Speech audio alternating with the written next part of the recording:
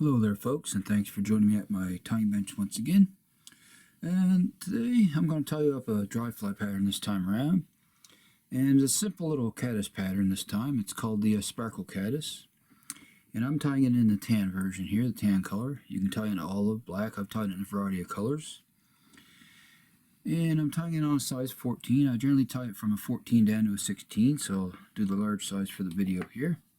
So we'll get at it. I'll get this guy of the vise, a fresh hook in, and we'll get started here.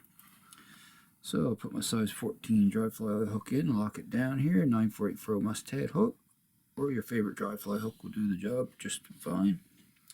And for thread I'm using some tannish brown 6/0 danville. And first thing we'll do is start our thread base like we usually do here. Just about a hook eye behind the eye there we'll start. Okay, and we're going to wrap back. And I'm going to come back this time to almost to the barb, and we'll snip off that tag end of thread there. Alrighty, now the tail calls for zlon. I don't have any zlon, so what I use in mine is just a material called antron yarn. It's pretty close to zlon, has that little sparkle to it. And we're going to tie a little small section of that in for the tail. It's a fairly short tail on this guy, so we'll tie that on with a pinch wrap. We'll come back just about above the barb there. And we're going to wrap that forward. And I'll trim that about where I want the body to end on the fly. Okay, now we're going to secure the rest of that down nice and snug here.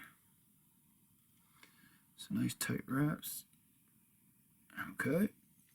Now the tail's fairly short on this guy here, so it's about a hook gap length or so. Fairly short tail. Alrighty, there's the tail. Now, for the body, I'm using some tan colored dubbing. Now, I'm using, it's called Kapok dry fly dubbing. It's a very high floating dubbing. But if you don't have that, just use your favorite dry fly dubbing. It'll do just fine for sure. So I have some tan color here. We're going to dub that on the thread here. And I'm not going to use no wax because this stuff binds to the thread very well. But you can use wax if you wish. Okay, I'm going to form a little, just an even noodle here. And I should mention I got this pattern of one of my favorite books, Flies the Best 1000 once again. It's a very good little caddis fly. It can be fished dry, and also I fish it on the swing sometimes too. It works. I've had luck on it that way as well. I'm fishing it as an emerging caddis. So now we're just going to wrap our thread back first here to in front of our tail. And we'll start our body right in front of the tail and wrap forward. And if we don't get it on the first noodle, it's no big deal. We'll just add some more dubbing.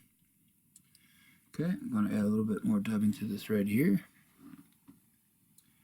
just to finish that body up. It's a very simple fly to tie, but one of those ones that are simple, but do catch fish. So I like to show you guys them type of flies. Okay, that should finish up the body, I believe, for us here. Alrighty. Alright, so we'll stop our thread right behind the eye there. Okay, there's our tail and body. Now, for the wing, I'm using the material which I had here. Now I do not see. That is very strange indeed where that went to. Okay, I already have some in the... What I'm using is some short fine deer hair, folks. I'll get the package here, I'll show you. It's just some real fine deer hair. It's real fine stuff used for smaller flies. But whatever deer hair you have will work. Just want to use the tips of it. It's a very short wing on this guy, not a very long wing at all. So I have a small bunch here. Not a very big wing on this guy. Okay, so I'm going to place that on top, and I want the wing. Actually, the wing's not even quite the body length. Doesn't come back to the tail or anything. It's a fairly short wing on this sparkle caddis. So we'll come up over top of that here. One loose wrap, and we'll come up a little bit tighter. And on the third wrap, we'll snug down a little bit tighter. And I like to lift up on that wing as you're snugging down, because that'll keep it on top of the hook for you. A couple more wraps now. What I like to do to keep my wings on my caddis secure, instead of just trimming that head now and making whip finish, what I'll do is grab so many strands of the hair, and I'll bring my thread through and work forward to the eye, and I'll do that 3 to 4 times, and that'll secure that wing really well, lock it down really good for you. So we'll make one more wrap, then I'm going to grab that here, just pull it back out of my way. And I'm going to make 3 or 4 secure wraps behind the eye, snug it down tight. I'll grab my small whip finisher here. And we'll come in and do a 3 or 4 turn whip finish on them. Just like so. Try not to catch any hairs if you can help it there. Sometimes if you do, it's no worries. Alright, whip finish that off. We're going to seat the knot there nice and tight. I'll come in and trim that close. Now, with all this hair sticking up here, we'll just grab that. Try to grab it all in one punch if we can. Okay. Gonna lift up on it there. Just like so. We don't want to cut our wings, so just grab the butt ends of the hair till you get it all going forward. Like so. Okay. You may get the odd stray one here that you have to trim laterwards, but that's no big deal.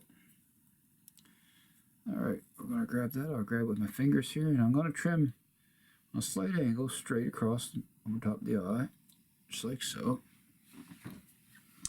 And I got a few stragglers there, as you can see, folks. So I'm going to grab those and trim those little guys out of there. Once I get a hold of them, they're just being a little bit stubborn. Sometimes you can just snip them off, they'll come right off, because that wing's on there nice and tight, it's not going anywhere. And there we have it. Get that little hair out of there. Got one more stray there I want to trim, and he'll be a done deal, folks. Alrighty, there we go. There's another size 14 tan sparkle caddis. It's a very simple little caddis fly to tie, but very effective. Indeed, I've had quite a bit of luck with this particular fly, so I wanted to share it with you. And doing that method on the head, you can do that on the regular elk hair caddis as well, and you'll find that your wing is on there nice and secure, and it won't slide down around the hook on you after you catch a few fish. And one last step I'll do, I'm going to turn it upside down here with the thread wraps underneath, and take just a tiny little drop of head cement here. Get my dubbing needle here and just get a little bit on the needle. Don't need much, just a little tiny drop here, folks. And I'm just going to put a little bit on the thread wraps right there. There we go. Just for a little added security is all. You don't really need it, but I put it on usually. And there we have it. Done deal. Size 14 tan sparkle caddis. And like I mentioned, you can tie this particular fly in a variety of colors. I tie it in with the olive body, and you just change the color of the tail, the antron yarn or zlon if you have it. And you can change your deer hair wing, and you can also tie with elk hair if you wish. But the original pattern called for deer hair, so I thought I'd use that for you. So anyway, there she be, and I hope you enjoyed this tutorial. And if you haven't subscribed to my channel yet, it's the first time seeing my flies and you'd like to see more, don't hesitate to hit that good old subscribe button there down below, and throw in a like too if you wish, or any comments that you have. And I look forward to seeing you on the next video. Definitely give this little guy a try. It's a fish catcher. And until next time, folks, I'm going to wish you happy tying out there. I shall see you all again soon, and so long for now.